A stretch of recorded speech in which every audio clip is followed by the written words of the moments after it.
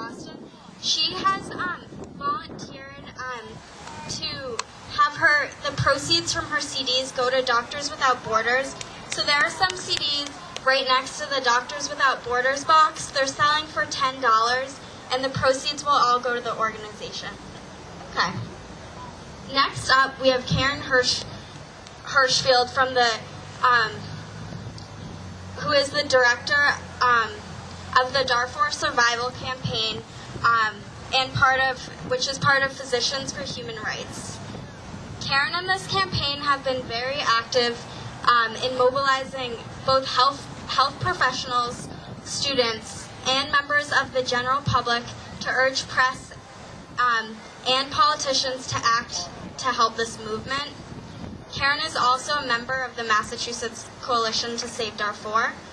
Please give a warm welcome to Karen. She came all the way out here from Boston.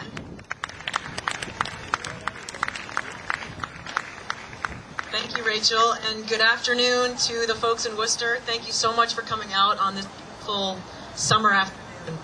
And I wanted to thank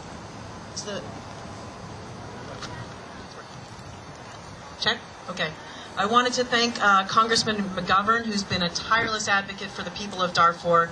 I want you to know that he got not an A, but an A+ from Darfur scores for his commitment to Darfur. He not only went there and saw the horrors himself, he actually got arrested in front of the Sudanese embassy in 2006 in an attempt to draw more public awareness to the issue of Darfur. Yeah, so let's give him a hand. So thank you, Congressman McGovern, for all of us who really care about this issue. My organization, Physicians for Human Rights, was actually the first human rights organization to call what was happening in Darfur genocide.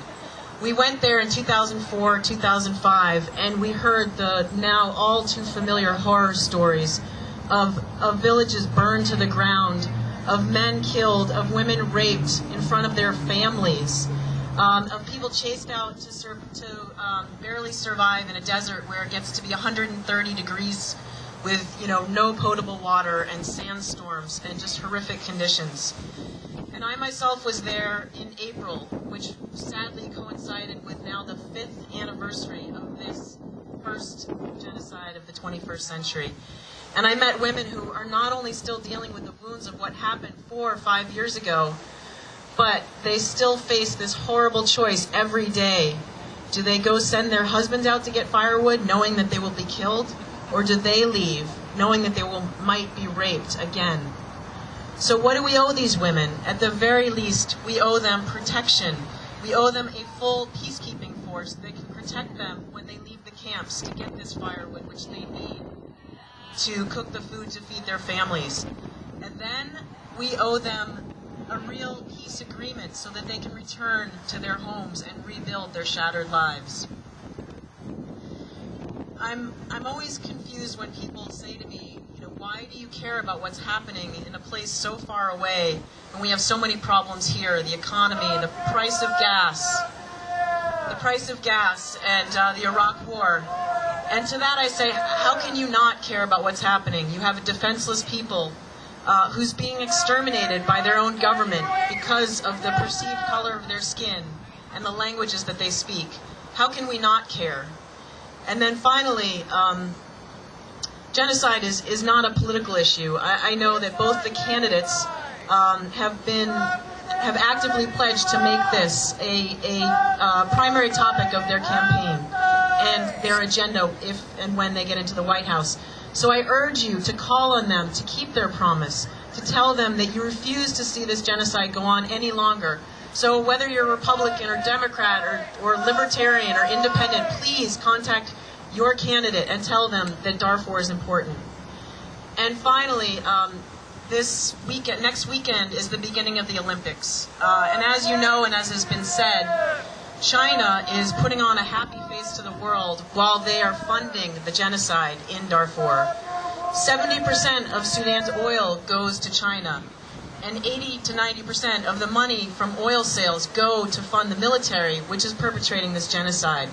So don't let China get away with their happy Olympics.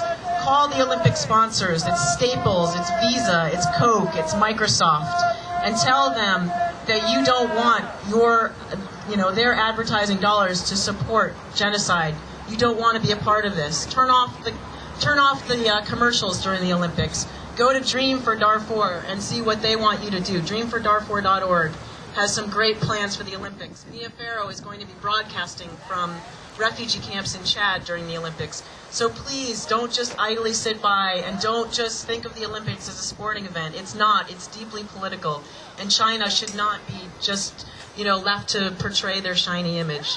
So thank you for all you do for the people of Darfur. Thank you for coming out today. And let's work together, keep working together to save Darfur. Thank you.